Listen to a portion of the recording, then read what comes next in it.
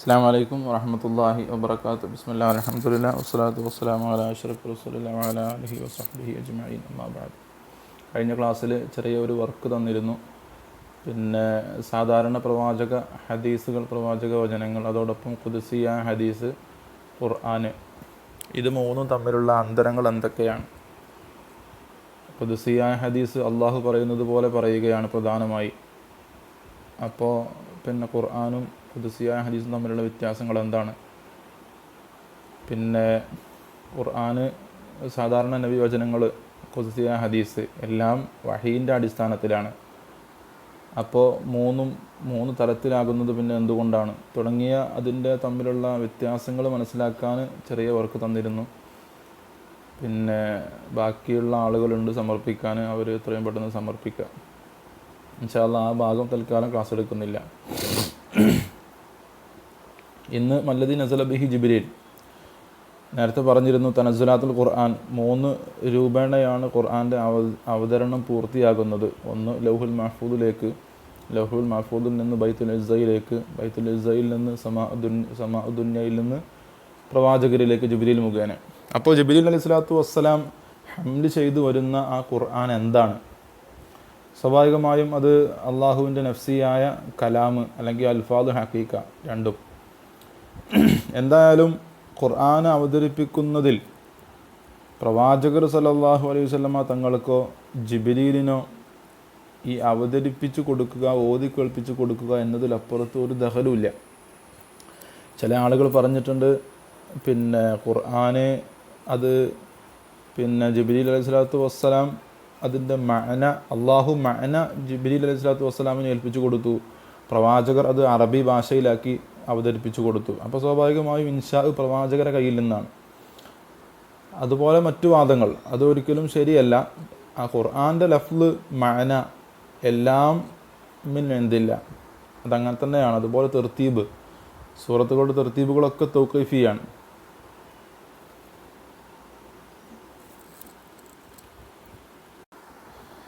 ലഫ്ലുകൾ പിന്നെ അത് പ്രവാചകരുടെ കയ്യിൽ നിന്നോ അല്ലെങ്കിൽ ജിബ്രീൽ അലൈഹി സ്വലാത്തു വസ്സലാമിൻ്റെ കയ്യിൽ നിന്നൊക്കെ ആണെങ്കിൽ പിന്നെ അള്ളാഹുലേക്ക് കലാമുള്ള എന്ന് നിസ്ബ ചെയ്യുന്നതിൽ അർത്ഥമല്ലല്ലോ.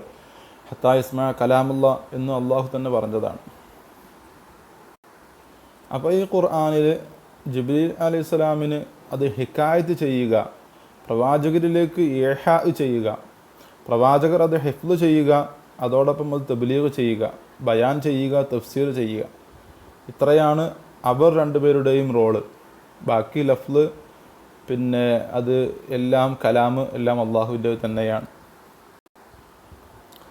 ഈ പ്രോസസ്സ് അത് കൃത്യമായി ഖുർആൻ പഠിപ്പിച്ചിട്ടുണ്ട്. വഇന്നക ലതുലഖൽ ഖുർആന മിൻ ലദുൻ ഹകീമിൻ അലീം ഫഇദാ ലം തഅതിഹിം ബിആയത്തിൻ ഖാലൂ ലൗലജ്തബൈതഹാ ഖുൽ ഇന്നമാ അത്തബിഉ മാ യൂഹാ ഇലയ്യ മിൻ റബ്ബി. പ്രവാചകർ പറഞ്ഞു ഇന്നമാ അത്തബിഉ മാ യൂഹാ ഇലയ്യ മിൻ റബ്ബി.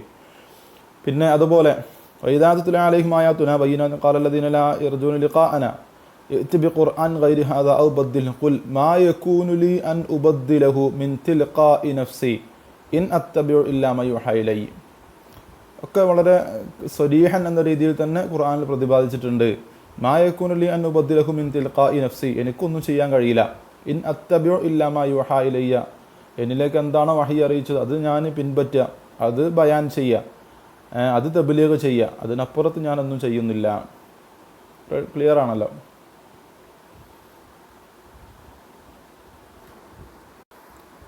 അപ്പോൾ നമ്മൾ ഇപ്പോൾ പറഞ്ഞത് നബിയിലേക്ക് ഖുർആനായി അവതരിച്ചതിനെ പറ്റിയാണ്. ബഹുമാനപ്പെട്ട ഇമാം സുയൂത്തി തങ്ങൾ പറഞ്ഞതുപോലെ പ്രവാചകരിലേക്ക് ഇറങ്ങിയത് 2 തരത്തിലാണ്. ഒന്ന്, അള്ളാഹു ജിബ്രീൽ അലൈഹി സ്വലാത്തു വസ്സലാമിനോട് പറഞ്ഞയക്കുക, നീ പ്രവാചകരിലേക്ക് ഇന്നത് പറയൂ എന്ന് പറഞ്ഞയക്കുക. രണ്ടാമത്തത് പിന്നെ ഖുർആന് ഇഖ്റ അലൻ നബി ഹാദൽ കിതാബ് എന്ന് പറഞ്ഞ് ഖുർആന് നേരെ ഓതി കേൾപ്പിക്കാൻ പറയുക. ഇത് രണ്ടും തമ്മിൽ വ്യത്യാസമുണ്ട്. ഒന്നാമത്തതിൽ ജിബ്രീൽ അലൈഹി സ്വലാത്തു വസ്സലാമിന് പിന്നെ അവിടെ അള്ളാഹു പറഞ്ഞ കാര്യത്തെ ലഫ്ദുകൾ മാറ്റിയിട്ടാവാം, അല്ലാതെ ആവാം, ആ മഅന അറിയിച്ചു കൊടുക്കുക എന്നതാണ് ഉദ്ദേശം. ഏതുപോലെ ഒരു രാജാവ് ഒരു ദൂതനെ മറ്റൊരു രാജാവിൻ്റെ അടുത്ത് പറഞ്ഞയക്കുന്നത് പോലെ.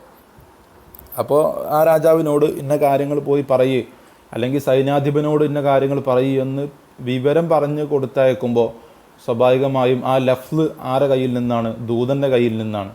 അപ്പോൾ അതൊരു കിസ്മാണ്. അതേ സമയത്ത് വേറെ രാജാവ് ഒരു ലെറ്റർ എഴുതിയിട്ട് അത് കയ്യിൽ കൊടുത്ത് ഇത് കൊണ്ടുപോയി കൊടുക്ക് എന്ന് പറയും, ഇത് പോയി വായിച്ച് കേൾപ്പിച്ച് കൊടുക്ക് എന്ന് പറയുമ്പോൾ അവിടെ ലഫ്ല് ആരുടേതാണ്? രാജാവിൻ്റേതാണ്. അപ്പോൾ ഈ രണ്ട് വ്യത്യാസം ഈ വഹീൻ്റെ കാര്യത്തിലുണ്ട്. ഖുർആനായി അവതരിച്ചത് രണ്ടാമത്തെ കിസ്മിൽപ്പെട്ടതാണ്.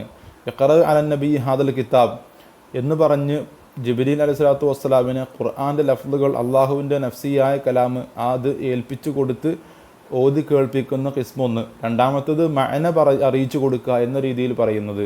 അപ്പോൾ രണ്ടാമത്തെ കിസ്മിൽപ്പെട്ടതാണ് ഖുർആൻ എന്നർത്ഥം. അഥവാ ഒന്നാമത്തെ കിസ്മിൽപ്പെട്ടതാണ് നബിൻ്റെ അഹാദീസുകൾ ബാക്കിയുള്ളതെല്ലാം. കാരണം അതിൻ്റെയും അടിസ്ഥാനം വഹിയാണല്ലോ. അപ്പോൾ പിന്നെ ഈ പറഞ്ഞ അടിസ്ഥാനപരമായുള്ള രണ്ട് വ്യത്യാസം, ഖുർആൻ ഹദീസ്, അഥവാ ഖുർആൻ ലഫ്ല് നേരെ ജിബ്രീൽ അലൈഹി സ്വലാത്തു വസ്സലാം നബിയിലേക്ക് ഇറക്കി കൊടുത്തതാണ്, ഹദീസ് മഅന ഇറക്കി കൊടുത്തതാണ്. അതേ രണ്ട് വ്യത്യാസം നബിക്ക് ശേഷമുള്ള ഘട്ടത്തിലും കടന്നു വരും. കാരണം ഖുർആന് ആ ലഫ്ലല്ലാതെ ഉദ്ധരിക്കാൻ കഴിയില്ല. അതേസമയത്ത് ഹദീസുകൾ എന്ത് ചെയ്യുക? ഹദീസുകളുടെ മഅന വെച്ച് പിന്നെ ഹദീസുകൾ റിവായത്ത് ചെയ്യാൻ പറ്റും. കാരണം ലഫ്ല് അള്ളാഹുവിൻ്റെതല്ലാത്തത് കൊണ്ടാണ്. പിന്നെ അതുപോലെ തന്നെ ലഫ്ല്, ഖുർആൻ്റെ ലഫ്ല് എന്ന് പറഞ്ഞാൽ തഅബ്ബുദാണല്ലോ, ഇജാസുമാണ്. സ്വാഭാവികമായും അത് പിന്നെ ബാക്കിയുള്ളവരുടെ ലഫ്ലിലേക്ക് അത് കടന്നു വരുമ്പോൾ ആ ഒരു പിന്നെ അടിസ്ഥാന വ്യത്യാസം അവിടെയും കടന്നു വരും. സ്വാഭാവികമായും ഖുർആനാണ്, ഹദീസ് ഹദീസാണ്. അപ്പോൾ ഹദീസിനെ മഅന കൊണ്ട് റിവായത്ത് ചെയ്യാം. എന്തുകൊണ്ട്? അത് ഓൾറെഡി മഅന കൊണ്ട് ഇറക്കപ്പെട്ടതാണ്. ഖുർആനെ മഅന കൊണ്ട് റിവായത്ത് ചെയ്യാൻ കഴിയില്ല. കാരണം അത് ലഫ്ല് തഅബ്ബുദൻ എന്ന രീതിയിലും ഇജാസ് എന്ന രീതിയിലും ലഫ്ലൻ എന്ന രീതിയിൽ ഇറക്കപ്പെട്ടതാണ്. ഇനി വളരെ പ്രധാനപ്പെട്ട ഒരു ചർച്ചയിലേക്കാണ് നമ്മൾ പ്രവേശിക്കുന്നത്. അഥവാ ഖുർആൻ ഘട്ടം ഘട്ടമായി ഇറങ്ങി, അതിൻ്റെ അസ്റാറുകൾ എന്താണ്, ദലീൽ എന്താണ് തുടങ്ങിയ ചർച്ചകളാണ്. മുശ്രിക്കീങ്ങളും യഹൂദികളും പിന്നെ അവർ ഖുർആനെ ഘട്ടം ഘട്ടമായി ഇറങ്ങുന്നതിനെ വിമർശിച്ചിരുന്നു എന്നതൊരു ശരിയാണ്. അവർക്ക് റദ്ദ് ചെയ്തിട്ടാണ് അവർ പറഞ്ഞത്, എന്താണ് ഇങ്ങനെ ഘട്ടം ഘട്ടമായി ഇറങ്ങുന്നത്, ഒന്നിച്ചിറങ്ങിയാൽ പോരെ എന്ന അർത്ഥത്തിൽ. അപ്പോൾ അതിൻ്റെ മറുപടി എന്നോണമാണ് ഖുർആനിലെ സൂറത്ത് ഇസ്രായിലെ ആയത്ത്, അതുപോലെ ഫുർഖാനിലെ ആയത്ത്, ഖുർആനൻ ഫറഖ്നാഹു ലിതഖറഅഹു അലന്നാസി അലാ മുക്സിൻ വനസ്സൽനാഹു തൻസീല.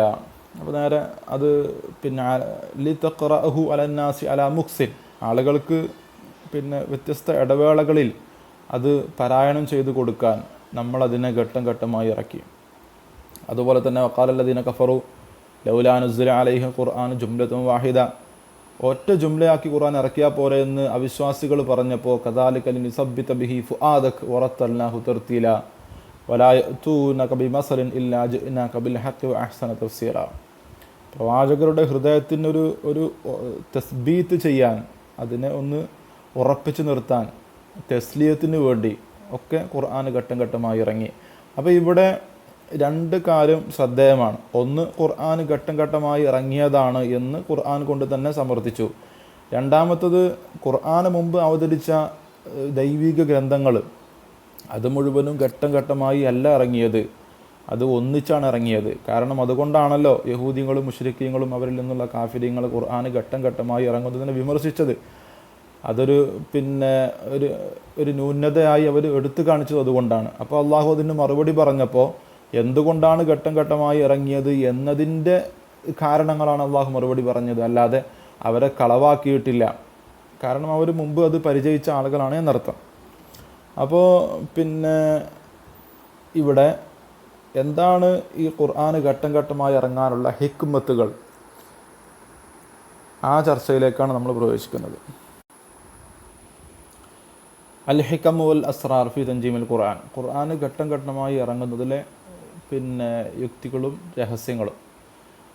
ഖുർആന് ഘട്ടം ഘട്ടമായി ഇറങ്ങാൻ ഒരുപാട് രഹസ്യങ്ങളുണ്ട്. വളരെ പ്രധാനപ്പെട്ട ഫണ്ടമെൻ്റലായ 4 ഹിക്മത്തുകളാണ് ഈ കിതാബിൽ പരിചയപ്പെടുത്തുന്നത്.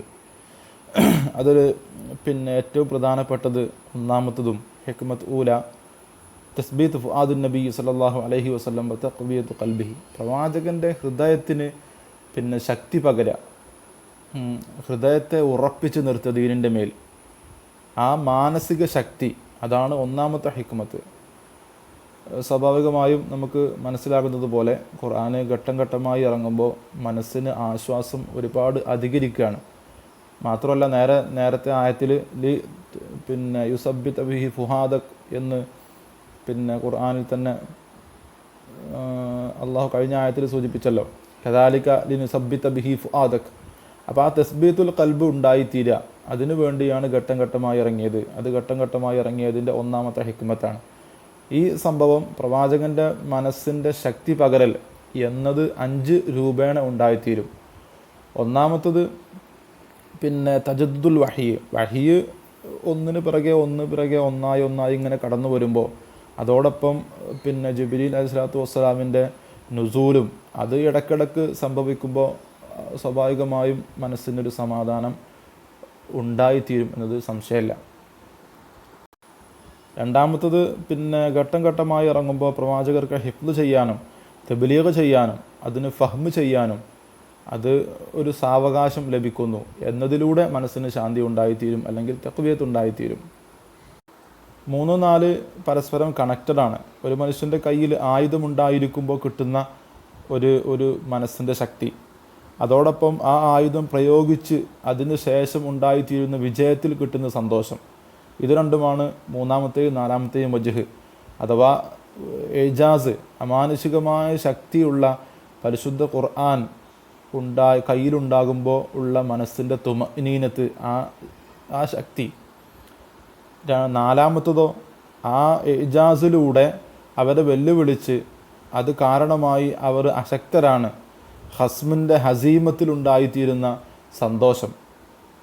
ഇതാണ് നാലാമത്തത്. അഞ്ചാമത്തെ രീതി, പ്രവാചകരുടെയും ശത്രുക്കൾക്ക് ഇടയിൽ ആ ശത്രുത ഒരുപാട് അധികരിക്കുമ്പോൾ, പ്രയാസങ്ങൾ കടന്നു വരുമ്പോൾ അള്ളാഹു സമാധാനം ഇറക്കി കൊടുക്കുക, തസ്ലിയത്ത് ചെയ്യുക. അത് ഓരോ ഘട്ടത്തിനനുസരിച്ച് സാന്ദർഭികമായി അത് അറിയിച്ചു കൊടുക്കുക. അതുകൊണ്ട് നുസൂൽ വന്നു. ആ തസ്ലിയത്ത് പല രീതിയിലാണ്. പ്രവാചകരെ സമാശ്വസിപ്പിച്ചത് വ്യത്യസ്ത രീതികളിലാണ്. ചില സന്ദർഭങ്ങളിൽ അള്ളാഹു കഴിഞ്ഞു പോയ അംബിയാ മുർസലിങ്ങളുടെ കഥകൾ പറഞ്ഞു കൊടുത്ത് മനസ്സിനെ സമാധാനിപ്പിച്ചിട്ടുണ്ട്. വകുല്ലൻ നഖുസ്സു അലൈക മിൻ അംബാഇർ റുസുലി മാ നുസബ്ബിതു ബിഹി ഫുആദക്. ചില സന്ദർഭങ്ങളിലോ വിജയം വാഗ്ദാനം ചെയ്തിട്ട് വസ്ബിർ ലിഹുക്മി റബ്ബിക് ഫഇന്നക ബിഅയുനിന, പേടിക്കേണ്ട, നിങ്ങൾ നമ്മുടെ കണ്ണുവട്ടത്തുണ്ട്. അല്ലാഹു യഅസിമുക മിനന്നാസ്, ഇസ്മത്ത് ഓഫർ ചെയ്തു. അലം നശ്റഹ് ലക സദ്റക്. പിന്നെ ചില സന്ദർഭങ്ങളിലോ ശത്രുക്കൾക്ക് മുന്നറിയിപ്പ് നൽകിയിട്ട് സയ്ഹുസമുൽ ജംഉ വയുവല്ലൂന ദുബർ ഫൈൻ അഅറദു ഫഖുൽ അൻദർതുകും സാഇഖതൻ മിസ്ല സാഇഖതി ആദിം വസമൂദ്. ചില സന്ദർഭങ്ങളിൽ സമാധാനം നൽകിയത് എങ്ങനെയാണ്? അത് നേരെ ക്ഷമിക്കണം എന്ന് അള്ളാഹു കൽപ്പിച്ചുകൊണ്ടാണ്. ഫസ്ബിർ കമാ സബറ ഉലുൽ അസ്മി മിനർ റുസുൽ. അല്ലെങ്കിലോ നിങ്ങൾ ദുഃഖിക്കരുത് എന്ന നഹി കൊണ്ടാണ്. ഫലാ തദ്ഹബു നഫ്സുക് അലൈഹിം ഹസ്റാത്തിൻ ഇന്നല്ലാഹ അലീമും ബിമാ യസ്നഊൻ വസ്ബിർ വമാ സബ്റുക ഇല്ലാ ബില്ലാഹ് വലാ തഹ്സൻ അലൈഹിം വലാ തുകു ഫീ ദൈഖിൻ മിമ്മാ യംകുറൂൻ. അപ്പോൾ ഈ പറഞ്ഞ സന്ദർഭങ്ങളിലൊക്കെ ഈ രീതിയിലൊക്കെ പ്രവാചകൻ്റെ മനസ്സിനെ തസ്ലിയത്ത് ചെയ്തിട്ടുണ്ട് അള്ളാഹു. അതിലൂടെയും ഖുർആൻ അവതരിക്കുന്നതിൽ ഒന്നാമത്തെ ഹിക്മത്ത് സാധ്യമായിത്തീരുന്നു. അഥവാ അള്ളാഹുവിൻ്റെ വചനം കദാലിക ലിനുസബ്ബിത ബിഹി ഫുആദക് എന്നതിൻ്റെ താഴെ വരുന്ന വുജൂഹുകളാണ് ഈ 5ഉം. ഇൻഷാ അല്ലാഹ്. അപ്പോൾ പ്രവാചകൻ്റെ മനസ്സിന് തസ്ലിയത്താണല്ലോ ഈ തദ്രീജ്. എന്നതുപോലെ ക്ലാസ് എടുക്കണ നമുക്കൊരു സമാധാനത്തിന് വേണ്ടിയിട്ട് ഇൻഷാ അല്ലാഹ് വോയിസ് ഈ ഇന്നത്തെ ക്ലാസ് കേട്ട് കഴിഞ്ഞതിന് ശേഷം അൽ ഹിക്മത്തു സാനിയ, രണ്ടാമത്തെ ഹിക്മത്ത് എന്നത് അത് വായിച്ച് മനസ്സിലാക്കിയിട്ട് വോയിസ് നോട്ടാക്കിയിട്ട് പേഴ്സണൽ മെസ്സേജ് അയക്കുക ഇൻഷാ അല്ലാഹ്. 1 പേജ് 1.5 പേജ്, മാക്സിമം 2 പേജ് മാത്രമേ ഉള്ളൂ. 1.5 പേജ് ഇൻഷാ അല്ലാഹ്. വോയിസുകളൊക്കെ കേൾക്കുന്നുണ്ടാവുമെന്ന് വിചാരിക്കുന്നു. അസ്സലാമു അലൈക്കും വറഹ്മത്തുള്ളാഹി വബറകാതുഹു.